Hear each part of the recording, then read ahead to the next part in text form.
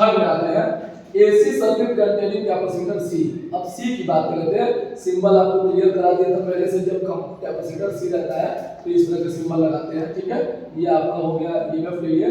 तो मैंने बताया था ना सब में, तो ये इक्वेशन फर्स्ट पहले ये सब में रहेगा, देखो आप देख रहे हो ना कॉमन है ये सब में, ये कॉमन रहेगा, इसमें इसको ले लेना है सबसे पहले। उसके बाद इसको वोल्टेज V भी कहते हैं, तो V इज इक्वल टू ही होता है E और इसी इज इक्वल टू होता है E not sine omega t voltage, ठीक है। अब हम लोग कैपेसिटर का फार्मूला थोड़ा देखते हैं, तो Q is equal to CV होता है। Q यहाँ पे क्या है, चार्ज है, ठीक है ना। Q is equal to CV, ठीक है। अब putting the value of V, यहाँ से V की वैल्यू पुट कर दे रहेगा, अब V की वैल्यू पुट कर दिए। अब current at any instant, current क्या होगा भाई, इंस्टेंट टाइम मतलब अचानक कम समय में तुरंत हो जाना, ठीक है, इंस्टेंट टाइम, ठीक है।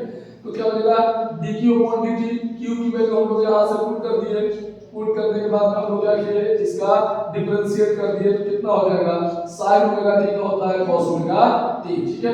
ये ओमेगा कांस्टेंट ओमेगा यहाँ आ गया, c e नॉट यहाँ रह गया और sin ओमेगा t का वैल्यू cos ओमेगा t।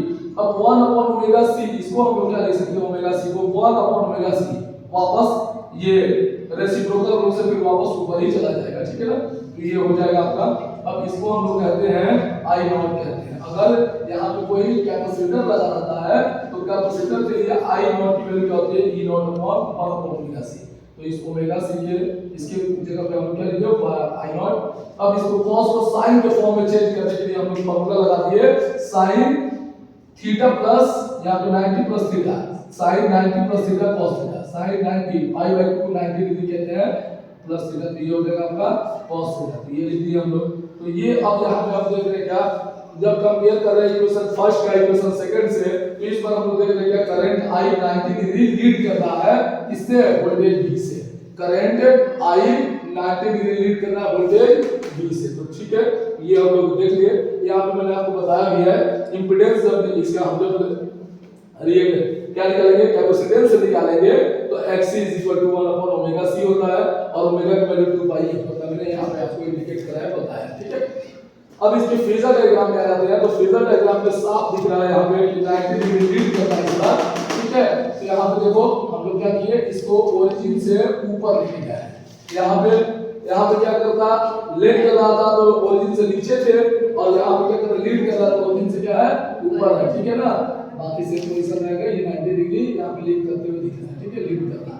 अब फेजर डायग्राम भी यहाँ पे बनाएंगे तो इसमें कोई चेंज नहीं करेंगे तो ओमेगा टी रहेगा, लेकिन ओमेगा टी से आई नॉट जो है वो क्या है 90 डिग्री लीड कर रहा है। वो यहाँ से ये 90 डिग्री क्या कर रहा है, लीड कर रहा है, 90 डिग्री लीड कर रहा है, ठीक है, ये क्लियर। अब हम बात कर लेते हैं एसी सर्किट कंटेनिंग इलेक्ट्रॉन। अब दो सर्किट की बात करते हैं। पहले में तो एक सर्किट में केवल एक ही रेजिस्टेंस अकेले ओनली इंडक्टर ओनली कैपेसिटर, लेकिन यहाँ पे क्या है, यहाँ पे हमें दो आर और एल दोनों को एक साथ कंबाइन सीरीज में कंबाइन करके सीरीज में कंबाइन को कंबाइन करके तब देखते हैं रिजल्ट क्या निकलता है, ठीक है। फिर वापस देखो पहले इक्वेशन में हम निकाल रहे हैं E = E0 sin omega t, ठीक है। तो अब हम देख रहे हैं क्या केस फर्स्ट, अगर हम करंट की बात कर रहे हैं यहाँ पर रेजिस्टेंस की बात करेंगे R का, तो R की बात करेंगे तो V0 R यहाँ पे ले लिए गए तो सिंबलाइज करें कि हम वोल्टेज जो ले रहे हैं वो R के रिस्पेक्ट में ले रहे हैं, इसलिए यहाँ पर हमने R लगा दिया, ठीक है। तो V = IR होता है, तो यहाँ पे V0 की जगह पे जब V0 रिप्लेस किए यहाँ पे ले रहे हैं तो हमने यहाँ पे I की जगह क्या रिप्लेस करेंगे I0। तो V = IR यानी V0 = I0 R, ठीक है। केस सेकंड जब L की बात करेंगे, इंडक्टर की बात कर लेते हैं, तो यहाँ पे V0 = I0 XL। R की जगह पे क्या हमने बताया ना कि यहाँ पे हम रेजिस्टेंस से कंफर्म करेगा भाई, L जब इंडक्टर लगा रहता है तो रेजिस्टेंस R की जगह पर कौन काम करता है, XL, ठीक है। अब हम क्या करते हैं, पैरेललोग्राम लॉ लगा देते हैं। यहाँ पे पैरेललोग्राम जब लगाएंगे तो यहाँ पे जो रिजल्टेंट होगा E0² V0 R² V0 L²। अब इसकी वैल्यू यहाँ से पुट कर दिए, इसकी वैल्यू यहाँ से पुट कर दिए, दोनों में I0² कॉमन है तो I0² कॉमन ले लिए, तो ये R² + XL² हो गया, ठीक है।